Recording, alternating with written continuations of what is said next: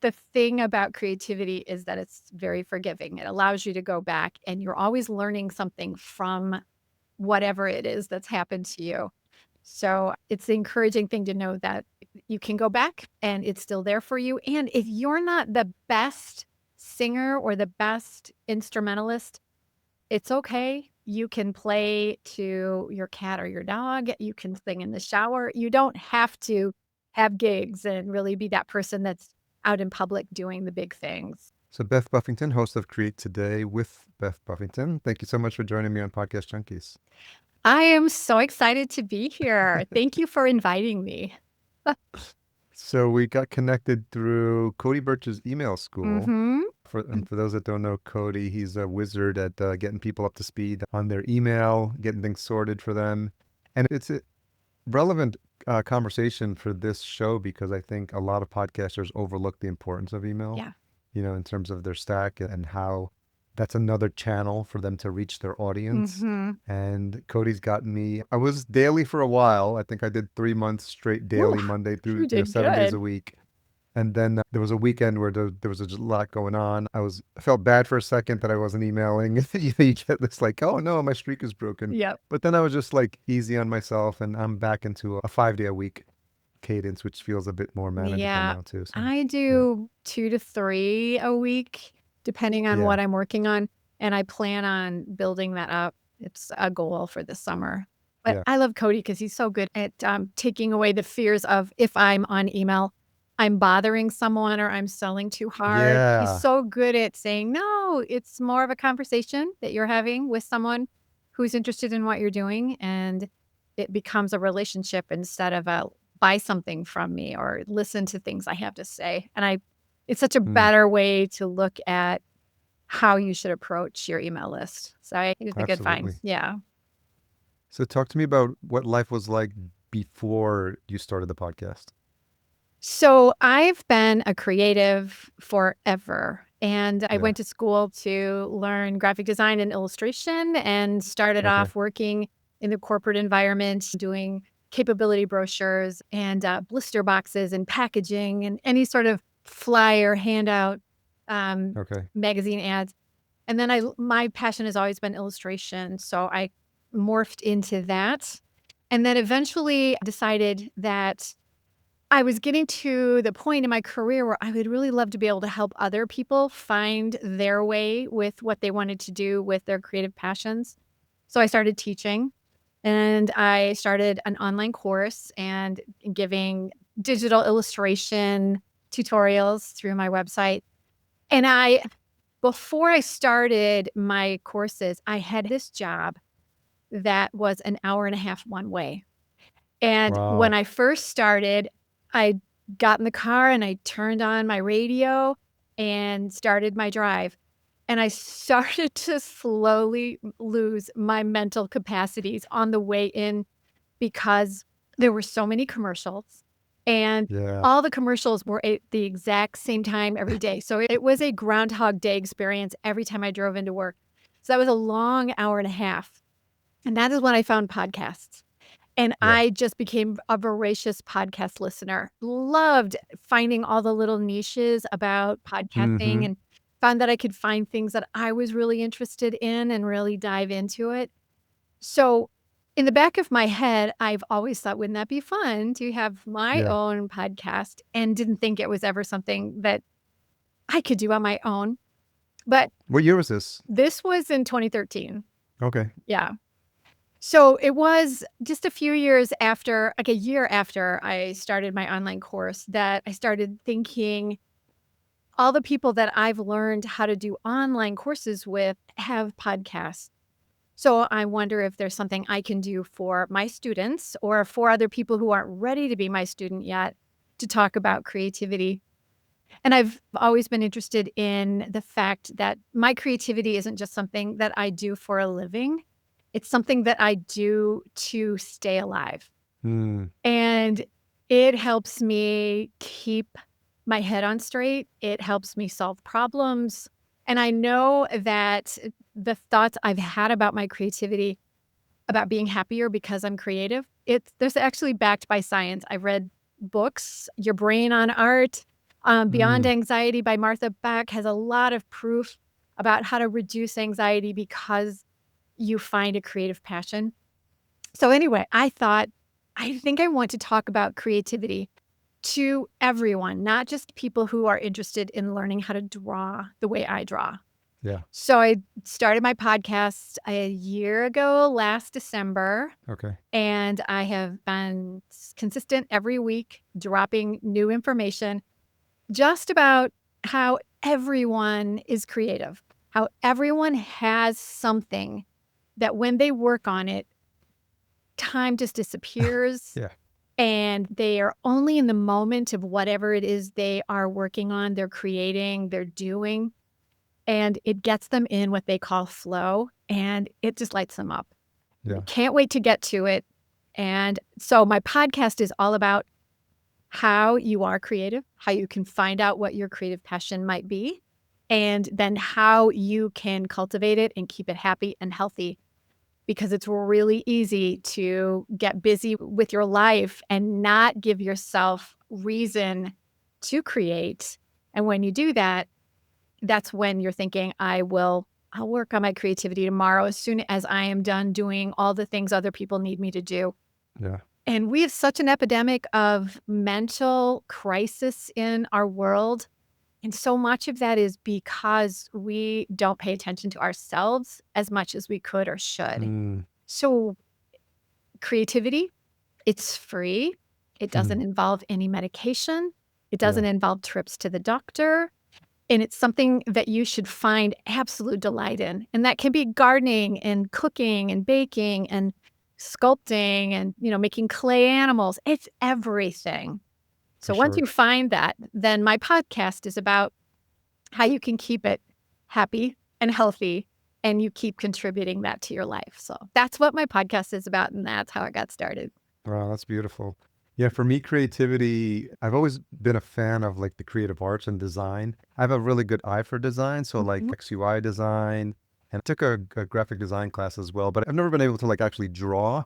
But I just like I love like fonts and like placement of like graphics and like I have a good eye for like white space and I can tell when stuff is like not centered and like I remember I don't know if it's OCD tendencies, but I would look at sentences and I'd be like, there's two spaces after the period there. And I would just catch things like that. So I think there's something visual about how I like to see things organized from a Yes. visual perspective. And I've dabbled with a lot of the creative tools. But probably for me, the most creative outlet is my love for electronic music and DJing. Like I grew up like Yeah. learning on vinyl, house Mm. music. And Mm. so, throwing parties. And for me, it's like that's when I'm in the zone and like when I would play a party or I'd play a gig, and then you're just like one with the crowd. And Yep. if you're playing the right music and you're blending it all together, it becomes Yep. this like seamless mix. And you're taking the crowd on a journey with you. And I've been in experiences like that on the other receiving end at festivals and Mhm. seeing DJs and clubs. And then when it's done right, it's not always done right, but when it is, there's a creative experience happening for sure, and there's flow for sure. Yes, music is a great way to find a creative passion. And you're right, it can be done on either side of the Yeah. stage. You can be the person performing and you can be the person listening. You can Yeah. also be the person that's just adjusting the controls Of for course. Yeah. sound. Yeah. I mean, that is an art all by itself as well. Yeah. And the other part about creativity is that it's not always easy. I bet you've had musical experiences where you either had stage fright or you made a Yeah. mistake and you're doing it Yeah. in front of, hundreds of people, and that can be really traumatic. Yeah. But the thing about creativity is that it's very forgiving. It allows you to go back and you're always learning something from whatever it is that's happened to you. So, it's the encouraging thing to know that you can go back and it's still there for you, and if you're not the best singer or the best instrumentalist, it's okay. You can play to your cat or your dog. You can sing in the shower. You don't have to have gigs and really be that person that's out in public doing the big things. Yeah. What's your earliest memory of the creative spark for you? Oh, it goes way back to when I was really little. We lived in Kansas and my dad was finishing up his PhD. So my brother and I were home with my mom and we had this little tiny card table. And my dad would bring home computer paper. And if everybody remembers back in prehistoric times with computers, they used to have Yeah. computer paper that had like little Holes. holes on the Dot side that were matrix. perforated, and they were always kind of strung together with perforation. You could Yep. tear them apart. So he would bring home computer paper for us, and my brother and I would just draw, and we would draw for every holiday, and then we would cut things out and we would stick it on the window. And I can remember doing that for hours and Mm, hours in our little duplex and just working with crayons and paper and learning how to cut with scissors. So I'm mm, left-handed, so cutting with scissors, we didn't have left-handed scissors, so it took me a long time to learn how to cut right-handed.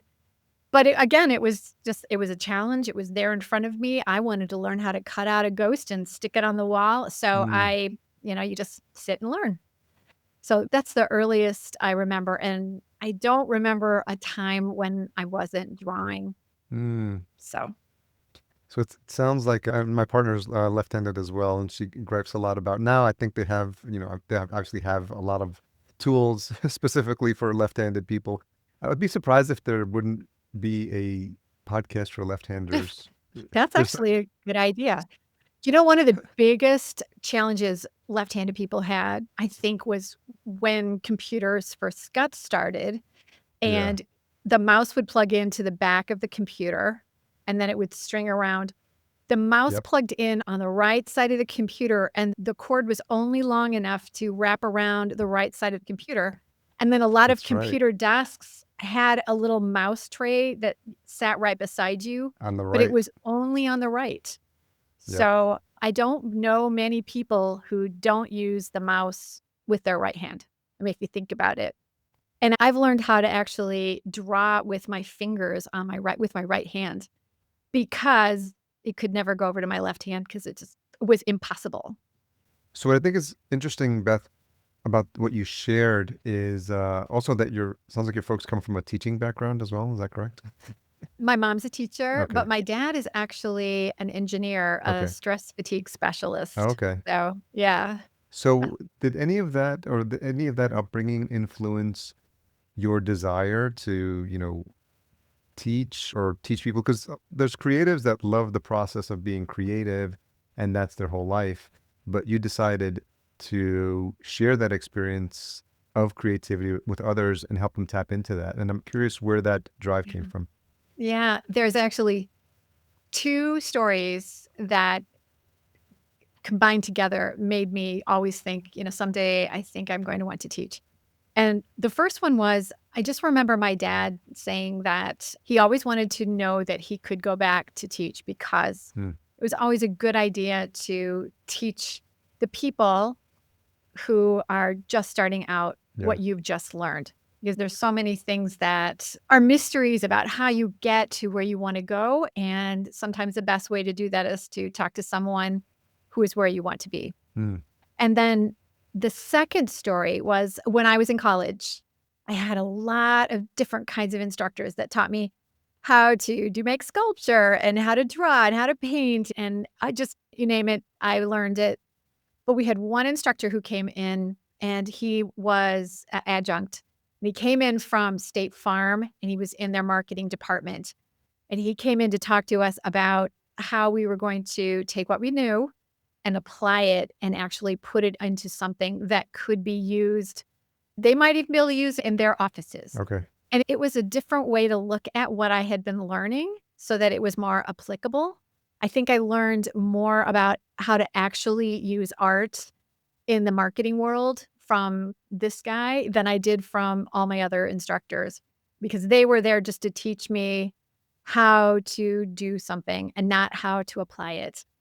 So that was something I always thought was really important because when I got out of school and I started actually working as a graphic designer, there were so many things I didn't know because they hadn't been taught to me. Hmm. Things about typography and things about or getting things ready for type, Yeah. how to get things ready for printing, what the different printing processes were, and how to prepare for those different processes. Not taught in school. I mean, it was all just learned hit the ground running with a lot of stress.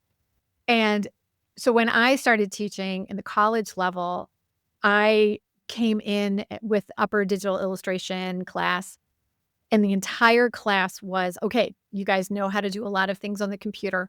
Let's learn how to make things that you can actually use in the world for whatever reason that might be." So we started off with infographic that might be for graphic design. We did an entire course that was project that was just about product design, how you come up with product ideas and how you get them ready and how you can pitch them and how you can make mock-ups. We also did an entire project on animation and how you set an animation to work with a client to solve an issue that they have. And so I came up with a client who needed something for marketing their product during the holiday season. And that was their project. They had to work with that client. So it was things that were going to be more applicable. And my hope was that it would do two things, would help them be a little bit farther along when they got done with school. And then secondly, it would open up a conversation during our class time to ask questions about, well, why would you do it like this? Or why do you have to tell that to the client? Or why are you making, I don't want to do the revisions you said. Mm, And then we would have these conversations like, you're not special. yeah. Your client is king. If they want you to do something that you think is just completely backwards, you can tell them your concerns. But if they want it, there might be a reason why it's important to them. And so your art has to take kind of a back seat in order to Mhm. make the client happy. So those were things that were difficult for a lot of the kids to learn, but it was an important conversation. Yeah, it's really, taking the application and taking your craft and applying it to real world situations. And I think kudos to you to prepare your students for that. Because otherwise it would have been a shock because they're just coming in, having learned all these tools and they just want to put them to use and their creative muse is full force and they feel like they're going to have carte blanche to design whatever they want. And I've Yeah, spoken to a couple of friends who are designers as well, and they've bumped into those realities, if you will, of, the client is always right. It's not something that you want to hear as a creative. So it's it probably isn't. important for creatives to have their personal outlets and what they're doing, what they're sharing and on their personal channels and understand that Exactly. they're going to have to rein it in sometimes for the client and what their objectives are as well. Yes. And you don't always get to work on a subject that you're interested Yeah. in, you know, often. Yeah. It was interesting that when I took that graphic design class, we were working on logos, and branding and, we got to flex some of our creative muscles, but, we were reminded that at the end of the day, it could just be boring, like pamphlet stuff that you're working Yep. on and stuff. And that's the stuff they usually put the junior creatives on when they first get a company. Well, in some really big accounts, like I worked for a corporation that designed and manufactured business forms. Okay. It super boring, but my job was to take all the different kinds of business forms that the company made and Yeah. put them into a million different kinds of catalogs. And we had to do all the photography Mm, of all the business forms, and yeah. they needed to look sexy for a Yeah. business form, right? Yeah. So you had to figure out ways to help your viewer understand like how many layers of triplicates or Mm, duplicates were inside a form and how to make it so that they could read the form in the photo. All kinds of things that really on the surface were incredibly boring, yeah. but became a creative challenge because you had to figure out how to make this photograph successful for the vehicle that it was needed Yeah. for, you Yeah. know? Well, I've done, work for my weirdest thing was an ad for body bags. Wow. How do you make body bags look sexy? Well, it was difficult. Yeah, Yeah. so they actually brought the body bag over to my studio, Oh, wow. and I got in it because when would you ever have that opportunity? That's So, true. you get in, you zip it up, and you're like, "Okay, what's important about being in a body bag?" So we did an ad for that. I've done ads for barbecue labels, and Yeah. I've done car wraps for, for nursing care, and I mean, it's a little bit of everything when you're out there as an entrepreneur working with Hmm. clients that just come to you with problems that Yeah. need to be creatively solved. And I think that's the key to look at it as a problem solving exercise. And I think that gets another creative part of your brain working as well because, you're saying, how can I use my skills, my creative skills to meet like whatever their objective or the scope of work is, Yes. come in under budget, look, all the things you got to be thinking about. So it's helpful that you give people that perspective. But yeah, those sound like some interesting products you were working on. Yeah, we could go on for a long time on all the different weird projects I've had the pleasure of laying out. But now my goal is to find the creatives who are wanting to be those entrepreneurial spirits Okay. and teach them how you can still make money with your art, Yeah. and that a lot of what you need to do in order to make that successful isn't just finding someone that's going to buy your art. I mean, that is an important part of it.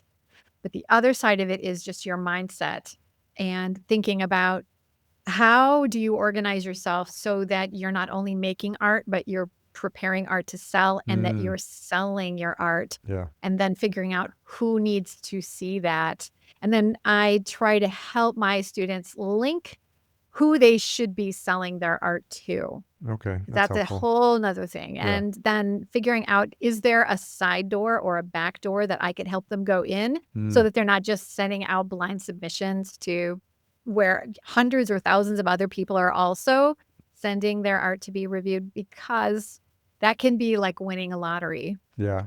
So And it if you sounds can like you go had into side door, it's better. it sounds like you had a lot of experience going through the different doors and figuring out which are the ways to get some of your work seen. I have.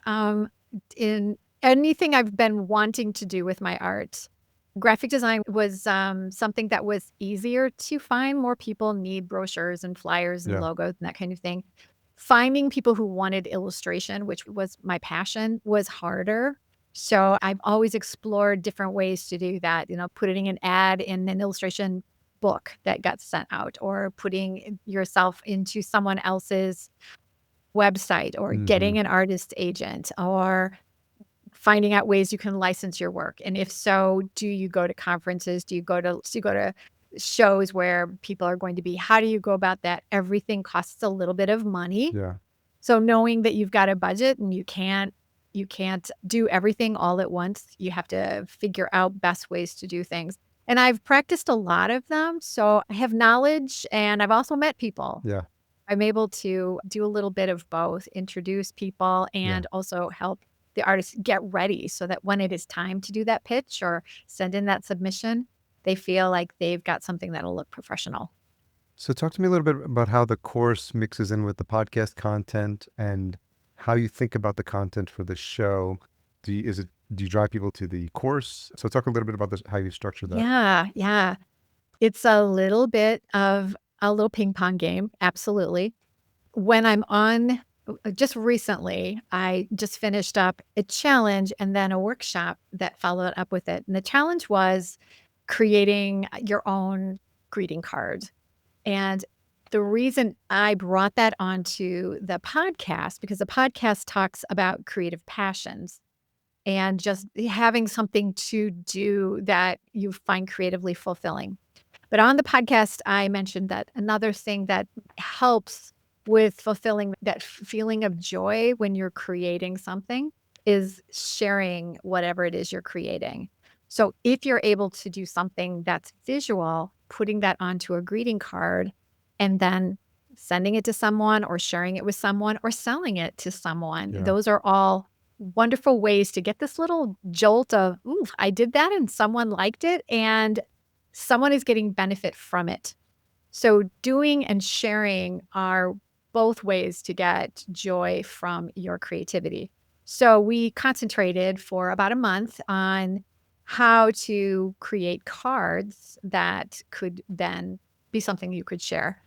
Then I made a workshop that you could take so that you could learn how to actually do that and get your art printed online with a print on demand printer. Okay. And while there can be a lot of artists that are making art, quite often, maybe you haven't ever been to a printer, you don't know how to get something ready to go to press. You don't know how to navigate your way through the online ordering of a print on demand printer. So the workshop explained two different ways to prepare your art to put on press, and then two different printers that we explored, just to show that there were a lot of similarities, but a little bit of, everyone's a little bit unique. and how to, navigate your way through uploading your art all the way through pressing order and having these beautiful cards delivered to your doorstep. So the podcast introduced the Okay. challenge, talked about the challenge, and then explained that the workshop was happening. And then the workshop was there and that you could pull in from my website to register. So they kind of go hand in glove, but Mm-hmm. always the podcast is talking about what you can do as a creative to further your exploration. And we talk often about the best way to do that is to become a member Mm. of Create Today. And Okay. we meet several times during the month to talk about projects that we're working on. And I bring in speakers to talk to the membership that are creatives, professional creatives in whatever field they are in, and they are killing it. So they come in and talk about best ways to do accounting or best ways to do marketing. I've Okay. had an artist agent come in, and several of my students have been picked up by the agents. We've had the president of the American Greeting Card Association come and talk. So it's some really nice people that you Yeah. might want to know if you're getting ready to do something entrepreneurial with your creativity. So you essentially tease out some of the benefits of being in the community on the podcast. Mm. And then if people want access to your growing network, that you've built up over these decades, the relationships, the people that you're bringing in, that's where they pay to stay in the community and then have access to all these resources and all these Yes. meetups. Yeah. Yes. And when they come into the membership, they have access to not only what we're doing that month, but they also have access to everything we've already talked about and all the speakers that have already spoken. So there's a wealth of information there. They also get either free access to the workshops that I'm giving or a discount to the workshops. So the benefits just, they keep unfolding. And is it all solo content on the podcast? Nope, I do a lot of solo work. It's about half and half. Okay. I also just tomorrow, today is June 4th. June 4th. Yeah. So tomorrow I have a guest coming on, and she's just written a book Okay. about transformation and leadership. And we talk about how creatives, they might be running a team of creatives, or they might be their own leader for whatever it is they're doing entrepreneurially. And she talks about the transformation that you need to go through to become a strong leader or a better creative. Okay. And so it's just a really great conversation.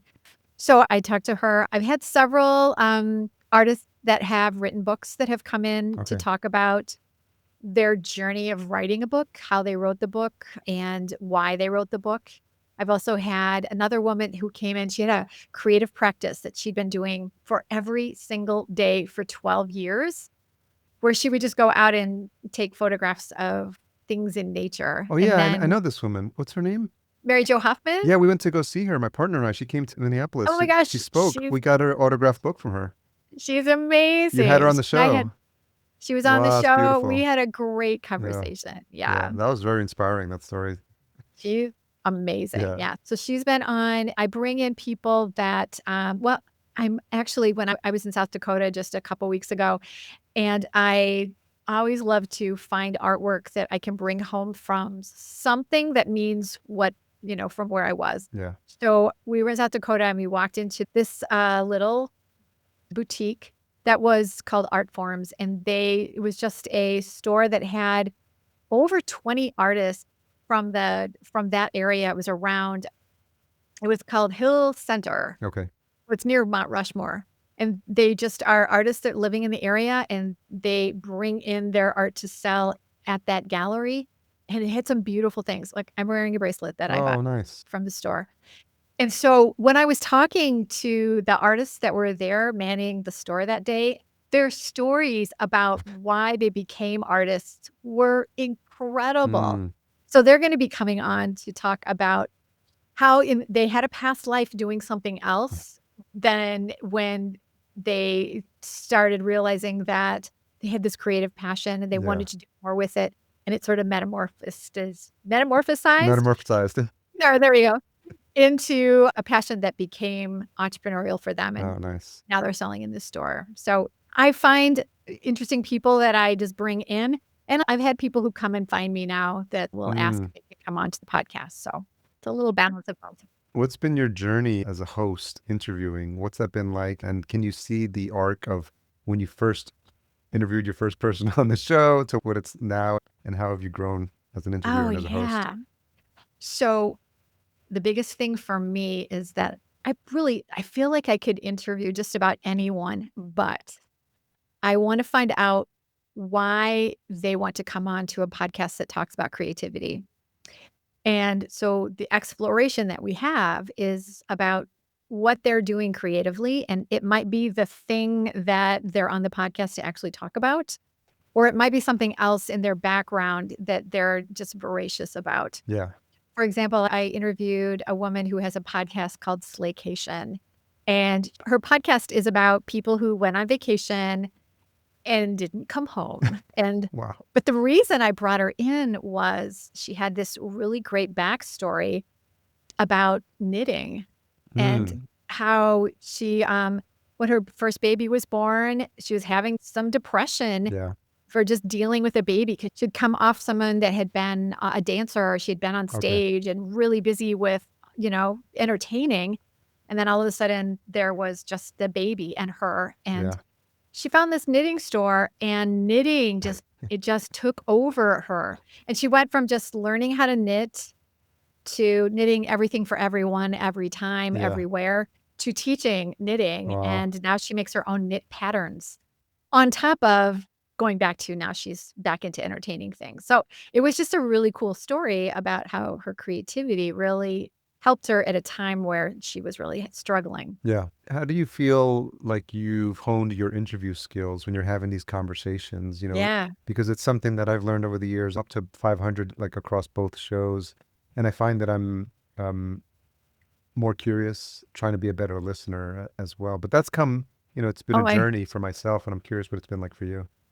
yes. Learning to listen when you're someone who's really chatty is a skill that you have to hone. You're so right about that. Yeah.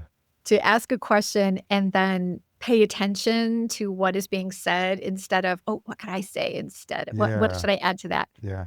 Is really, really important. And I do always want my interviewees to end our chat feeling that they were heard Mm. and that we had a good discussion, Yeah. and that whatever they needed to talk about in the podcast was really intensely seen and looked at and shared. Mm. And I feel like I'm a little bit more comfortable making sure that I'm covering those bases, and also turning myself down so that, no, I don't need to preach. Yeah. I do not. And when I go in to edit the podcast, I find I'm taking out so much of what I'm like, I don't need to say that. No one needs to hear me talk about that. That's interesting. I think in the beginning when I was looking, when you would have the two files lined up, you'd have the host and the guest. Inevitably, you, I've seen edits, and we've done other edits for other clients, and you could see like the WAV file of the host is speaking way more than the guest, and you're like, well, that's like the balance is off there because I don't know what the proper ratio should be, but definitely like you should be hearing more from the guest than the host, and I think that's a function of like I've listened to shows where I'm just like, okay, let the guest talk. Like, please, like, can you just like stop and just give the guest, you brought them on for a reason. We wanted to hear them, give them some space. And unfortunately, sometimes it doesn't happen. And it's frustrating. As a podcast listener, I'm just like, oh man, we could have heard more from the guest. Oh yeah. Yep. That is so true. And the other thing I think is really important is that when guest and host come together, that the third person in the room is the one you focus on the most, and that's the Absolutely. listener. I always say that. Yeah. I've listened to a lot of podcasts, and some of them are like my favorite podcasts, and they'll bring in a guest and they'll talk about things that have nothing to do with what I thought they were going to talk about, Yeah. because they either know each other really well, Yeah. and no one wants to really hear about the last time you went on vacation together. Yeah. It's just, yeah, not necessary. Y- So I try to make sure that we are always remembering that it's not just you and I talking. Yeah. It's that we're talking to someone who needs to learn something from what is being said today. Yeah, absolutely. I feel like I say that in every one of these interviews that there's three people in the conversation, the host, the guest, and the listener. And I always Yeah. say listener singular, like it's one person It's listening, not one just, person. and if you just keep that in mind as the host, and as the host, you have the responsibility because the guest is there. They should feel relaxed. They should feel like the host is in control and they've, that they don't have to like manage the conversation. And that's where, you do have more responsibility as a host because you're thinking about, oh, the guest is listening. I mean, the listener is listening, and you're also thinking, I got to keep this going. I got to keep this flow going as well in the conversation. So you're managing a lot as a host, but I feel like it's just a skill. That's why I keep the show basically to just keep honing my skill as an interviewer so that I can give, better guidance for my clients and my students. And it's just fun to kind of, keeps me on on my edge, just to make sure that I'm doing the best I can. And I'm listening to other shows and I'm like, oh, that was a good question that they asked. And I Outright, sometimes pull I that in as know. I well. would Yeah. sometimes write these things Yeah. down, you know? I know that I have met so many interesting people that I know I would have never met. Yeah. And when we are done with our discussion, quite often we'll be talking after I've hit, okay, stop recording. And then we Yeah. start talking about things we're just like, in common, things we have in common that we're just passionate about. And at the end of the conversation, more than several times, the comment has been, how have we not known each other? I mean, That's a good sign. we have so much to share here. So you Yeah. need to come back because we Yeah. have more to talk about. That's so So great. I love that that's a real, like, just a selfish thing is that my podcast gives me a chance Mm, to talk to people that I might not have ever had a chance to really sit down and have a discussion with. yeah. So I love that. So let's get a little tactical. Once you have the episode recorded and then you're publishing it, obviously goes out on all the standard platforms. What are you doing from a promotional perspective? Do you mix it back in? Do you share snippets in the community? I'm just curious what happens after it's published.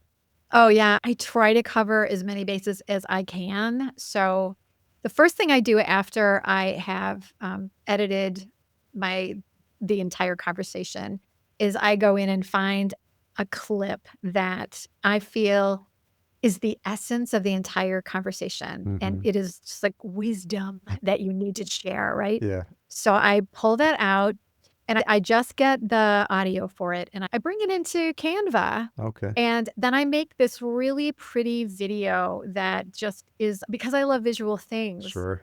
It's one of my favorite things to do with the podcast is to take that clip and then go in and find visual illustrations about what is being said. Mm. And that is the hook that I put in at the beginning of my YouTube video.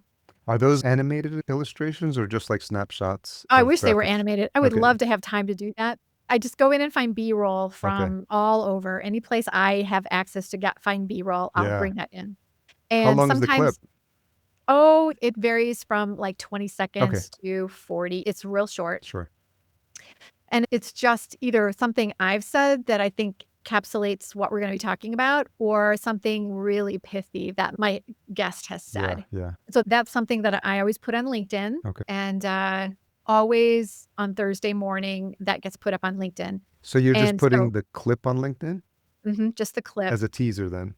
Mhm. Okay, great. And then I let them know, and LinkedIn is really good about, well, all the captions are actually written into my video. Yeah. They kind of blend in and blend out. Of I course, just you're a have way graphic too much. designer, so it's gonna be beautiful. Yeah. I probably somebody might sit down and look at what I do and they're like, "You're wasting way too much time on this. Yeah. Why?" Yeah. And part of it is because I want to. Yeah. So I do that.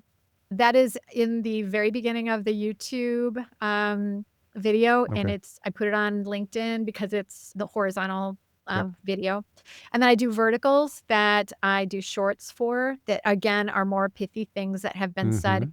Those I usually just have a talking head there Yeah. so they can either see me or see my guest.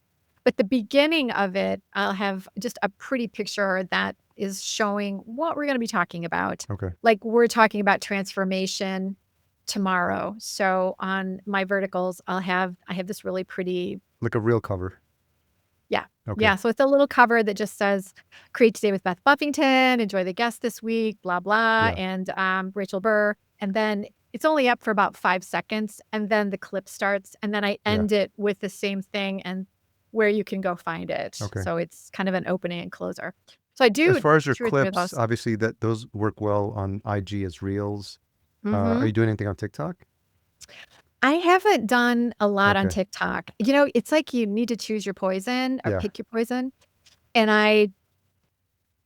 I've been hesitant with TikTok because, well, for, like, the last 9 months, they keep saying it's gonna shut down, of course. so that's been part of it, Yeah. but I have put a lot of traction into Pinterest, 'cause I Oh, yeah, know makes a sense. lot of my people are on Yeah, Pinterest, of just course. pinning pretty things and looking for, inspiration, so I do that, and Do you put just the static artwork or anything animated there?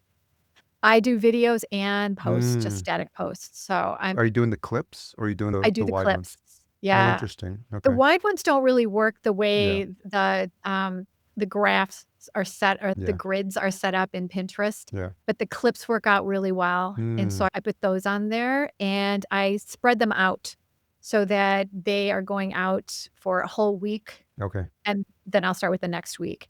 But if someone sees a link, the thing with Pinterest is that your posts they last sometimes 6, Mm. 9 months. And So, can you put like a call to action there to the yep. podcast there? You can. Okay. That's the great thing about Pinterest is that, like, if you're on Instagram, you gotta hope someone's gonna go to your Your bio and bio. click Yeah. on Yeah. your link tree, you know? But in Pinterest, you can actually put a link that'll take them straight to your podcast. Oh, that's It great. is seriously great. That's So, something to look into. yeah. And then since you already have the content, are you putting it on YouTube Shorts? I try to do that as well. Yeah. Okay. Yeah. Okay. Yeah. Covering all the bases. Yeah. One person, many Yeah. hats, so I Yeah. do as much as I can during the week, and sometimes I kick it out of the park with everything, and then Yeah. sometimes I get as much done as I can, but yeah, shorts Okay. on YouTube is one of them.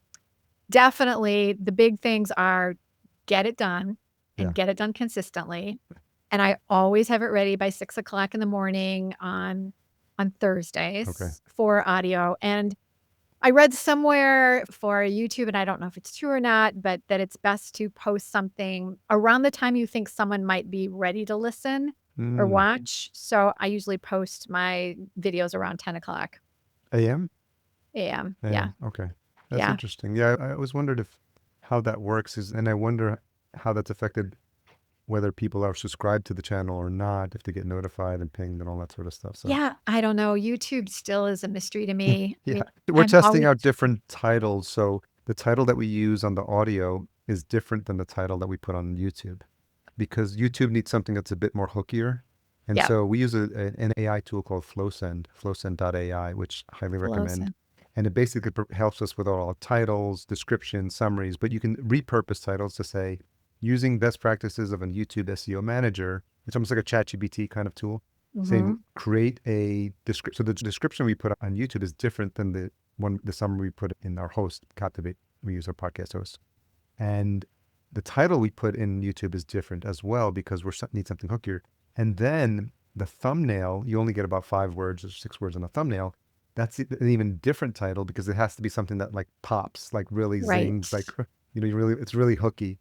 So we're experimenting with like 3 different title versions depending on where we're placing it. So again, like you said, YouTube is its own algorithm, its own. I'll see a clip that I put up from a recent episode gets 1,500 views, and I'm like, what happened? Like, what did I do? Like, how do I replicate that? And the next one gets like 300, and just like, there's no rhyme or reason. It just drives you No, crazy. it doesn't seem to be. So did you find when you started using it, you said Flowsend.ai. Flowsend? Yeah. Did you see a jump in your I think it just view? helps us. It's probably too early to tell if it's. I do see more engagement on the YouTube stuff now because I feel like the audio titles in our podcast host need to be very, what I call prescriptive. Like people should see that and they feel like I know exactly what I'm going to get by virtue of like listening to this episode. And I Yeah, think so. It's just playing around with things like that. But thanks for yeah. sharing your flow. I'm always interested, and for the viewers and listeners, it's always helpful to hear what other people are doing. So I appreciate you sharing that. Yeah, no problem. Happy to do that. So just a couple of questions as we wrap up. What's something you've changed your mind about recently? Ooh, wow, that's a really good question. And let me pause for a second and kind of sift through a bunch of ideas. I think something really big for me is that capabilities. Like, what are you capable of doing? Mm, And that, like, well, I teach this all the time, but when you apply it to your own self, it does make you wake up and go, wait a minute, I have to preach this a little bit more. I've just started planning live retreats Oh, and wow. doing something live for several days in a row with a small group of people. That is Yeah. something that I never thought I would be capable of doing. So that is something that I'm going to start doing this fall.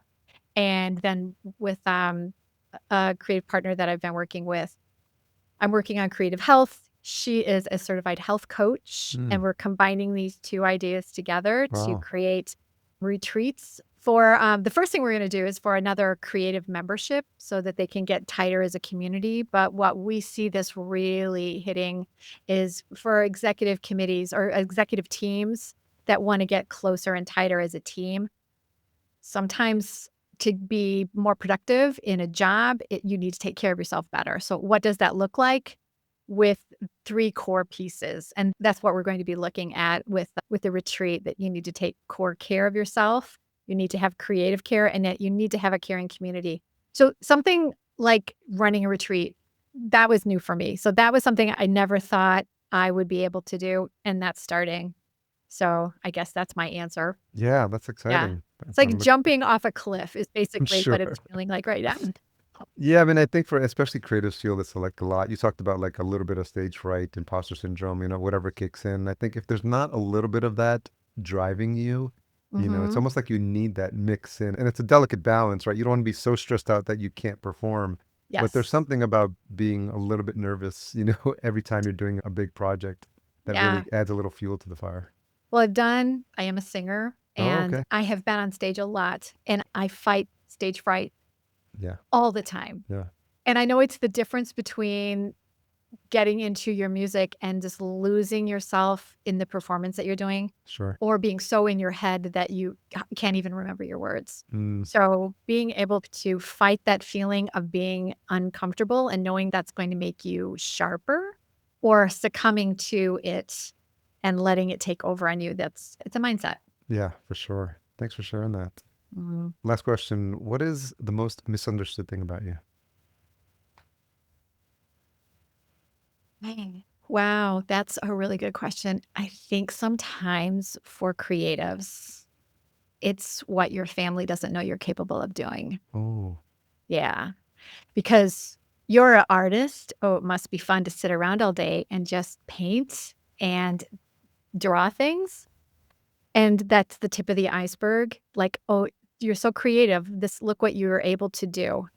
But what most people don't see is underneath just how much work it takes to start a business and run a business and then do the business that you want to do and then make it profitable. So that I think is something that I think so many artists are misunderstood about, just like mm, what they're truly capable of doing, either by everyone they know or even by their own selves, just what they're truly capable of performing and achieving. that's beautiful. What a perfect bow for this conversation. Well, thanks so much, Beth. I'm so glad. Shout out again to Cody for connecting us through his email school community. Highly recommend folks check that out. I'll put a link in the show Yes. notes if you want to up your email game. But anytime I get a chance to speak to a fellow podcaster, especially a creative such as yourself, who's got such an interesting story and interesting arc in terms of like how you arrived at podcasting and how you're helping creatives find their way and in the process maintain your own creativity, I think is just a beautiful story to tell. So I appreciate you coming on and sharing your story. Oh, it's been so much fun to chat with you today, Harry. I admire what you're doing and how you're supporting other podcasters with their their achievements, their goals, and where they'd like to take their own shows because it's a lot of work, but Yeah. it's a lot of fun. So it's really neat to talk to someone else who's like in there and Yeah. doing it as well and, talk about really nerdy things like flow send and Descript. Yeah. Yeah. It's always fun to talk shop. What was the best place for folks to connect with you? My website Okay. is www.bdi-create.today, Okay. Today. Okay. They can find me there, and I'm also on Instagram, and I'm in Pinterest and Okay. LinkedIn.